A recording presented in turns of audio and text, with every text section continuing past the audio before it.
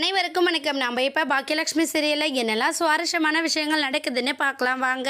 ஈஸ்வரி கோபி கிட்ட கேட்குறாங்க, Gopi business start பண்ணுறேன்னு சொல்லிட்டு ஓகே, உனக்கு பணம் ஏதாச்சும் தேவையா இல்லை நகை ஏதாச்சும் தேவையா, எப்படி நீ பிஸ்னஸ் ஸ்டார்ட் பண்ண போகிற அப்படின்னு சொல்லிட்டு ஈஸ்வரிலாம் கேட்க ஒன்று கோபி என்ன பண்ணுறேன்னா, இல்லைம்மா நீங்கள் அதை பற்றிலாம் ஒன்றும் ஒரி பண்ணிக்க வேண்டாம், ஏன்னா நான் பிஸ்னஸ் ஸ்டார்ட் பண்ண போகிறோம் அப்படின்னு சொன்னதுமே எனக்கு ராதிகா பக்கபலமாக இருக்கிறது மட்டும் இல்லாமல் பிஸ்னஸ்க்கு தேவையான அமௌண்ட் எல்லாமே எனக்கு இமிடியேட்டாக அனுப்பி விட்டுட்டா, அதனால் பிஸ்னஸ் எந்த பிரச்சனையும் வராத சக்ஸஸ்ஃபுல்லாக என்னால் பண்ண முடியும் அப்படின்னு சொல்லிட்டு கோபி ஒரு கர்வத்தோடு சொல்லிக்கிட்டு இருக்காங்க.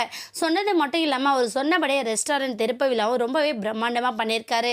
அவங்க அப்பா அம்மாவை கூப்பிட்டு ஓப்பன் பண்ண உடனே நம்ம ஈஸ்வரி தாத்தா எல்லாருமே உள்ளே போய் உட்காந்து அந்த ரெஸ்டாரண்ட் எந்த அளவுக்கு அழகாக இருக்குது அப்படிங்கிறத எல்லாத்தையும் வர்ணித்து கோபி கிட்ட பெருமையாக சொல்லிக்கிட்டு இருக்காங்க. அவங்க யாருமே எதிர்பாராத அளவுக்கு ஆர்டர்ஸும் கூஞ்சி கிடக்கு.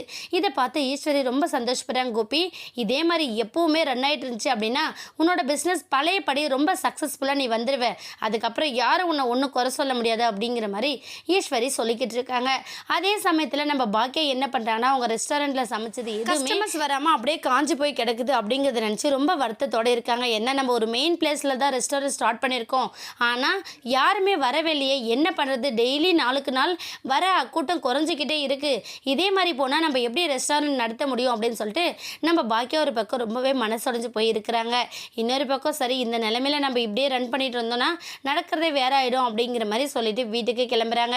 இருந்த ஃபுட்டு எல்லாத்தையுமே ஆசிரமத்துக்கு அனுப்ப சொல்லிட்டு நம்ம பாக்கியா கிளம்பி வீட்டுக்கு போகிறாங்க.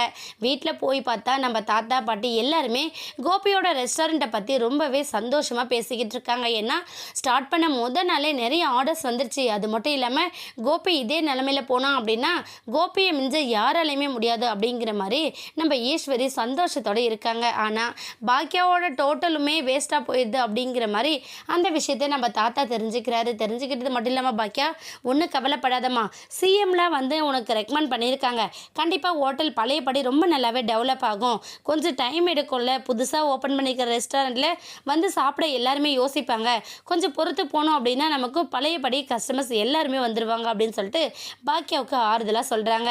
இவங்க ஒரு பக்கம் சப்போர்ட் பண்ணுறாங்களோ இல்லையோ, நம்ம சிஎம்எல்ல பாக்கியாவோட ரெஸ்டாரண்ட்டுக்கு கூட்டம் அல்ல போது வெயிட் பண்ணி பார்க்கலாம். இந்த வீடியோ உங்களுக்கு பிடிச்சிருந்தா மறக்காமல் நம்ம சேனலை சப்ஸ்கிரைப் பண்ணுங்கள். தேங்க்யூ.